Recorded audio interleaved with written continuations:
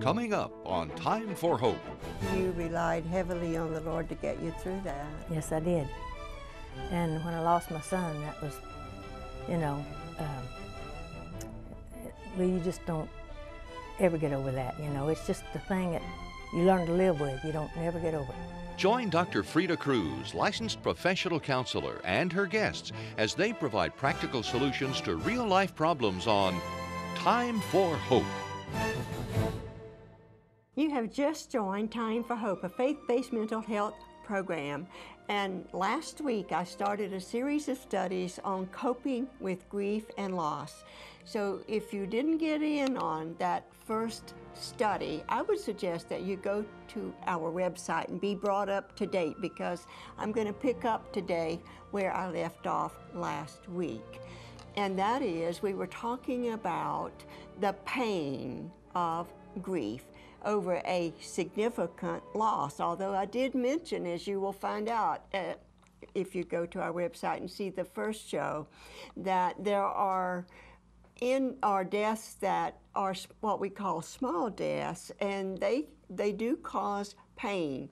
But as of now, I am focusing on the most intense kind of pain, grief pain, we might call it, as the result of losing a significant person, such as a parent or a child or a sibling, and or someone, a spouse for sure, someone that you have invested in by loving and caring for them, and you have lost them. So when we refer to acute psychological pain being a part of the painful process of grief, when we think of psychological, we think of emotions, we think of the soul.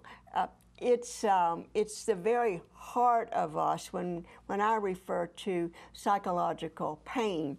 So grief can bring emotional turmoil, as I mentioned last week. It can bring theological questions, as it very often does, with the question of why did God allow this? Or I've actually had some people say, why did God do this to me? And of course, God hasn't done anything to anybody. And then I talked about guilt and had gotten down to depression. Depression is inevitably a part of losing a significant person in our lives. It's part of the grief process that I don't think anyone is going to miss if they really, as I will be suggesting later on, get in touch with their grief rather than repressing it or even resisting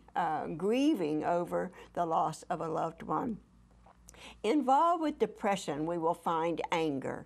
People can be very angry. They can be angry with God, and very often are.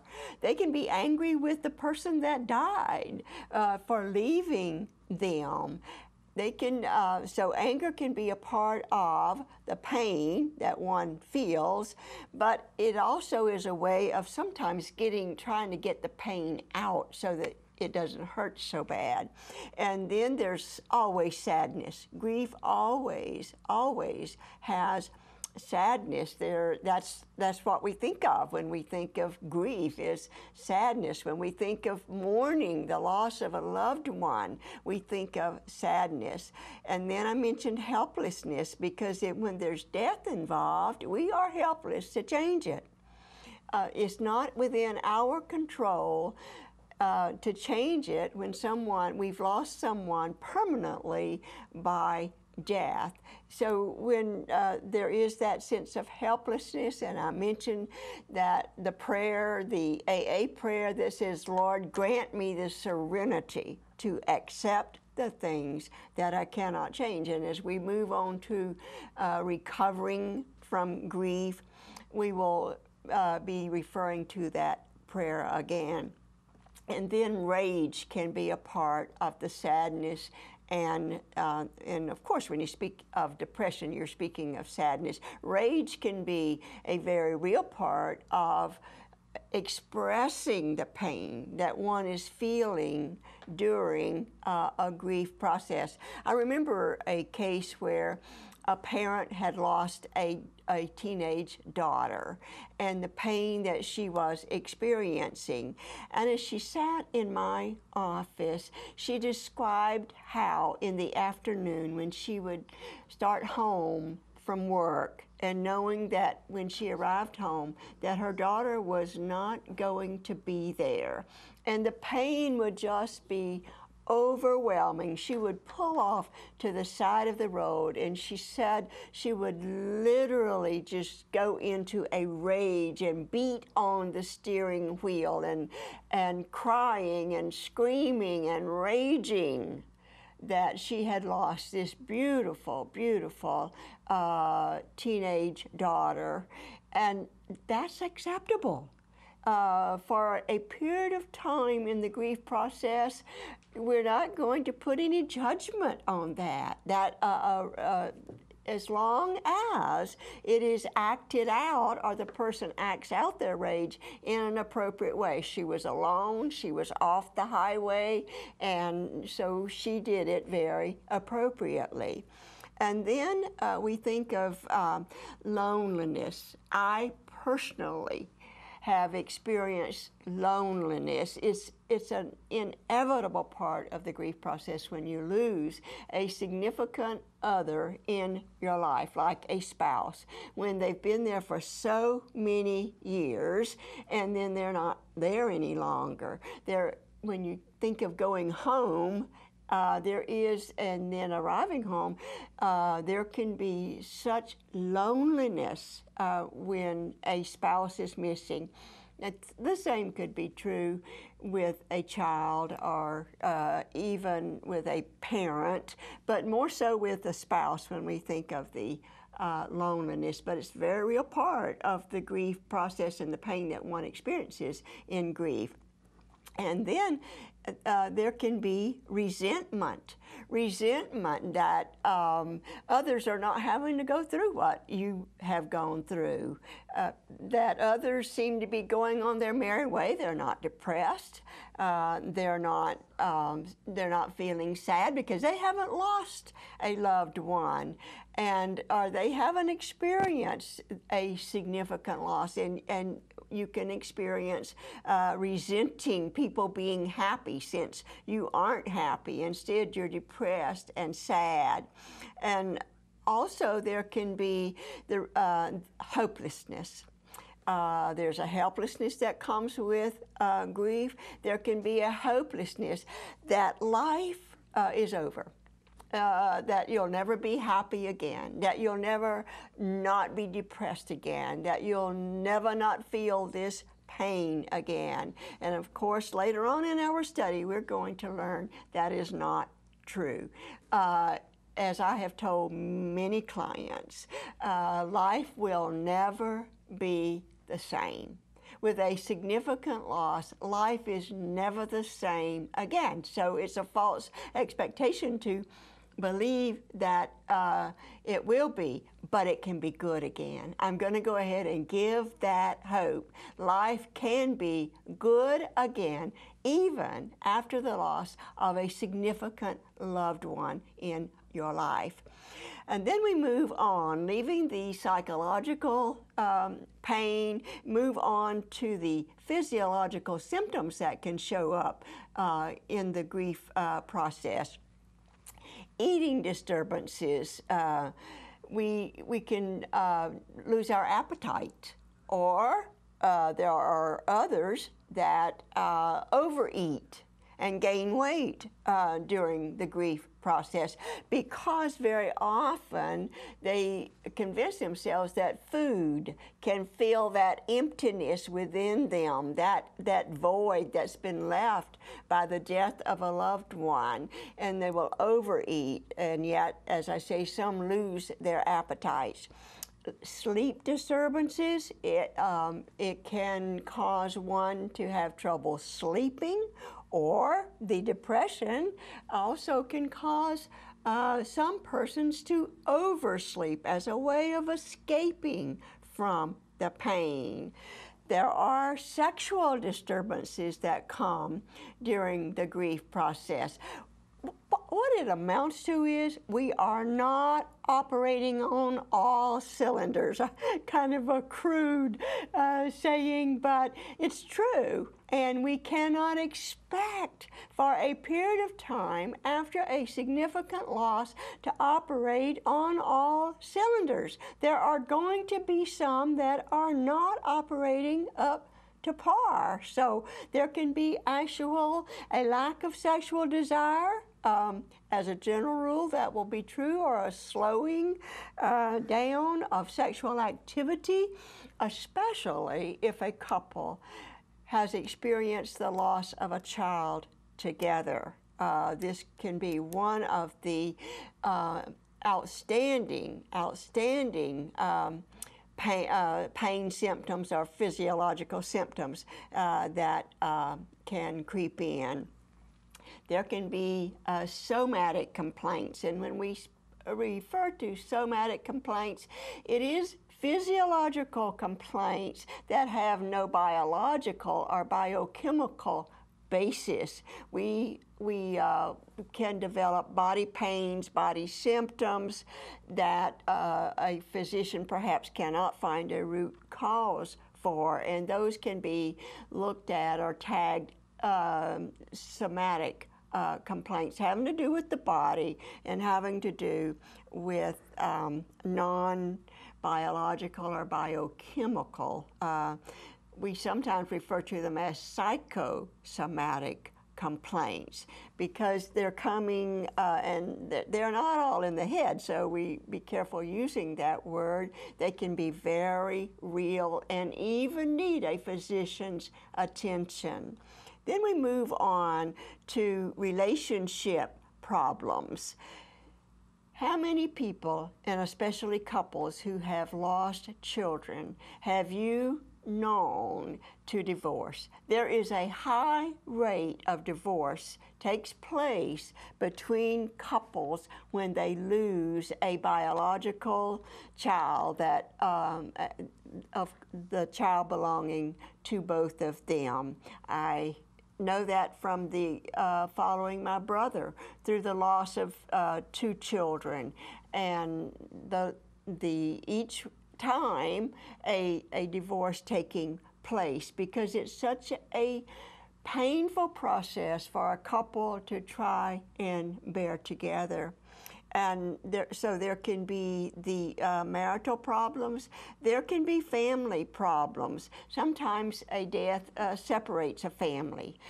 They start feuding over the will, or feuding over who's going to get what. And this is something that you can expect sometimes. Hopefully, it won't happen to you, that a family is divided. I know when we lost my father, it appeared that we had lost the hub in the family. We were as it were, the spokes, but he was the hub. It was like a big hole opened up in the family. But of course we promised him, as he asked us to, that my mom would be well taken care of, so we could put our focus on taking care of her to help fill up that void, that hole that my father left. So all kinds of things can go on in a family as a result of a significant loss.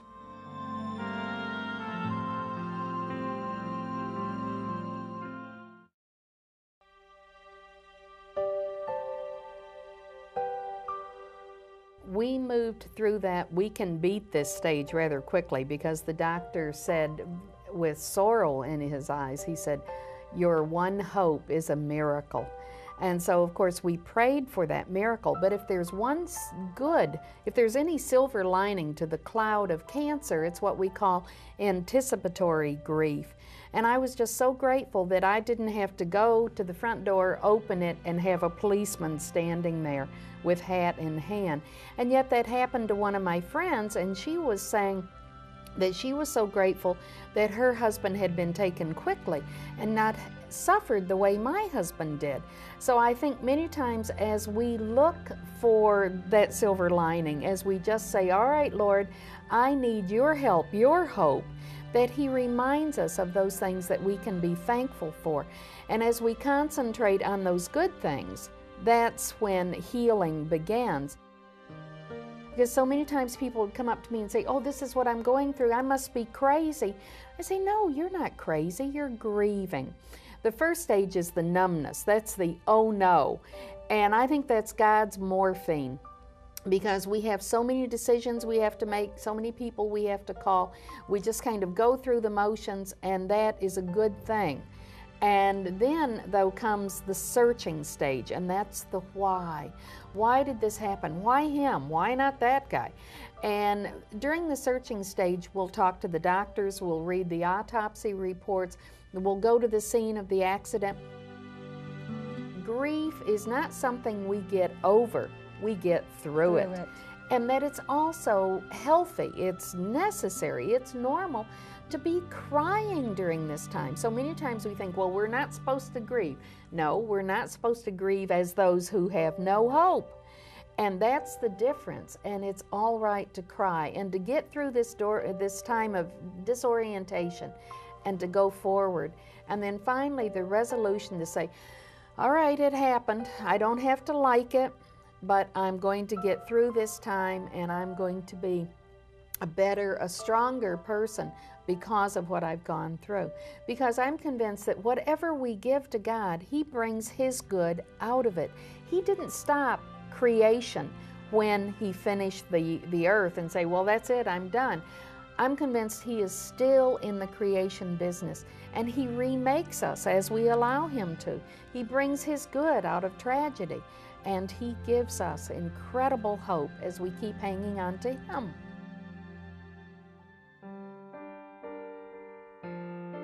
Denial is, and again, I'll use my grandmother as an example. I just refused for a while to even believe she could be gone. I mean, she had died in the hospital, and then I had received the news that she was indeed gone, and then it was like, no, my grandmother's still alive. In my little boy heart, she was still alive, and I wasn't willing to let her go yet.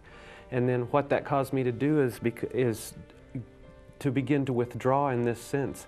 I didn't want anyone else even to see I was hurting, for one thing. That was part of that whole pride thing I was going through as a little boy. But if I didn't let my heart out there, my heart couldn't be hurt anymore.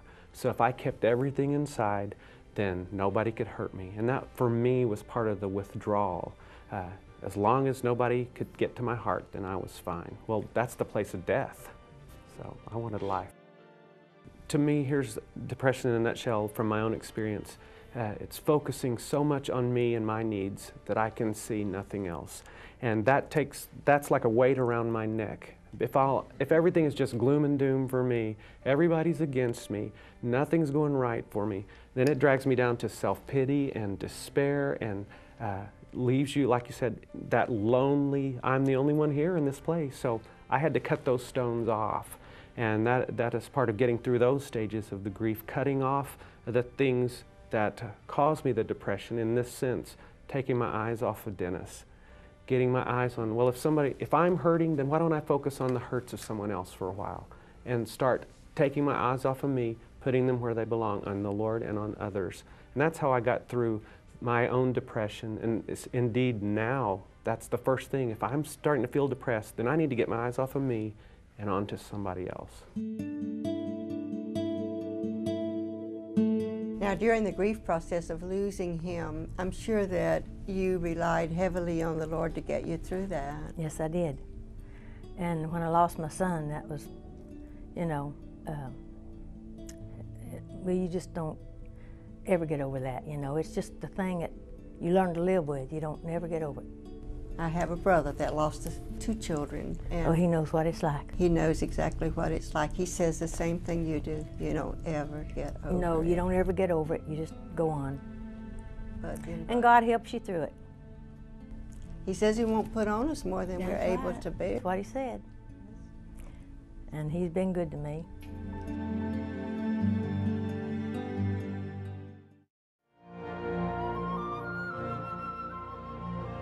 What you have just seen proves my point, that grief reaches across all boundary lines with various kinds of losses, but it always is accompanied by pain. And we've been talking about the pain of loss, the pain that comes with grief, and I divided it into psychological pain, which included depression, which is always a part of the grief process. And then we moved on to the physiological symptoms, and actually some updated information that I have just reviewed says how serious, what kinds of serious physiological problems can develop actually as a result of the grief process. And one of the outstanding, people actually die from grief. And one of the outstanding ways that people die is with heart attacks.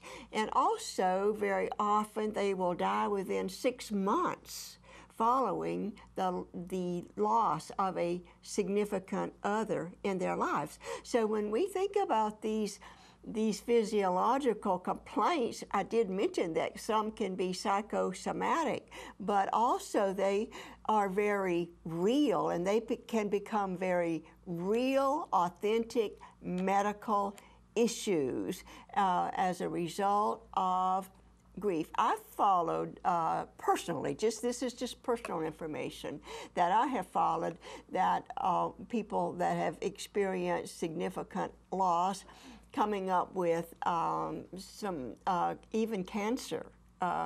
It would follow not too long after the loss of a significant loved one. So we look at the physiological symptoms, and they certainly will involve the body and pain, and even authentic, and I'm reiterating that, even authentic, genuine biological or biochemical problems can be the result of the grief process.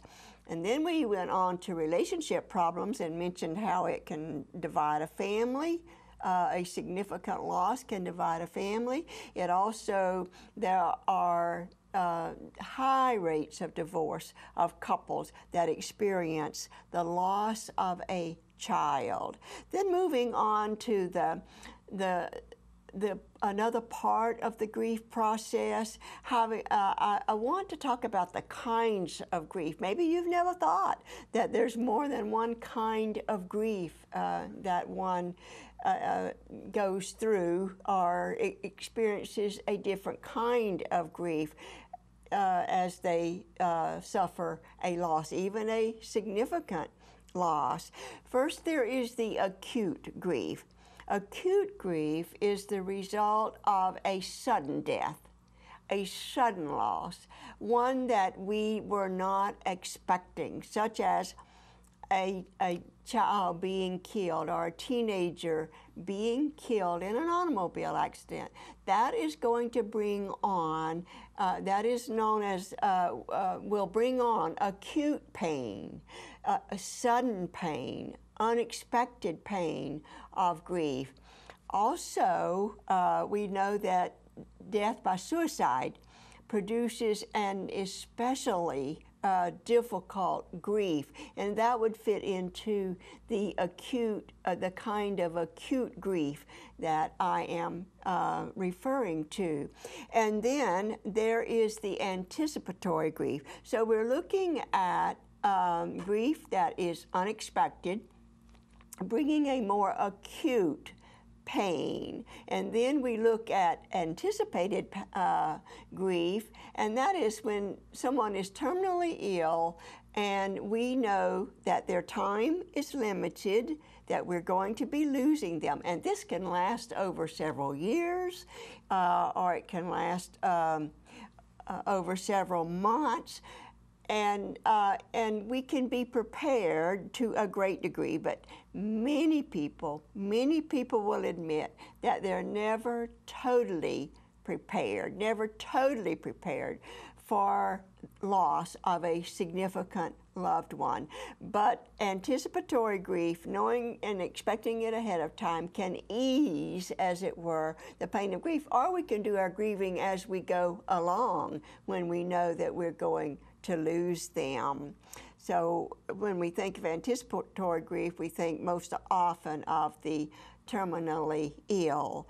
And then there are the stages of grief. And Dr. Kubler-Ross, Elizabeth Kubler-Ross, a well-known grief authority, has given us these stages of grief that she found in her research and in her work.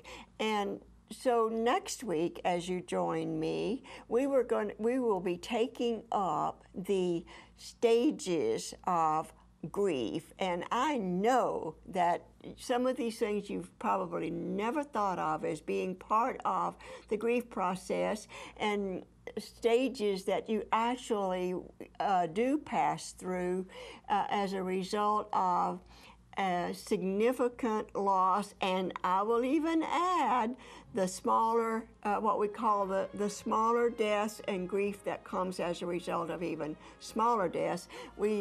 We'll go through, very often we will go through these stages, and I do want to give Dr. Kubler-Ross credit for the 5 stages of grief that we're going to be discussing next week with this series of studies on coping with grief and loss. Join us.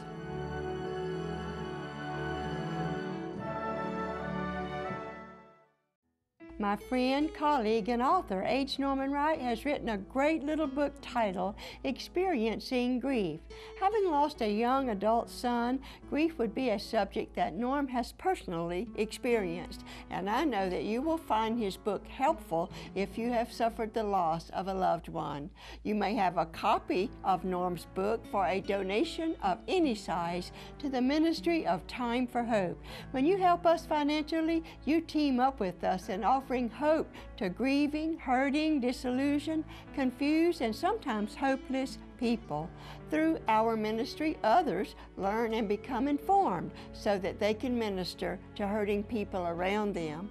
Recently, I was approached locally by a lady who wanted to make sure that I knew she was a regular viewer of Time for Hope, and she went on to relate, "I also want to tell you that your show proved to be a great help and blessing for me as I passed through a tough season in my life." We like to hear these kinds of responses to our ministry because that is what the Ministry of Time for Hope is about. So accept my challenge to partner with us financially as we offer hope to potentially millions of viewers each week. And I remind you in closing that we do take each and every prayer request that we receive to the one who knows all about your situation and can intervene in your behalf. You may write us at Post Office Box 2169, Spartanburg, South Carolina 29304, or call us at 1-800-669-9133.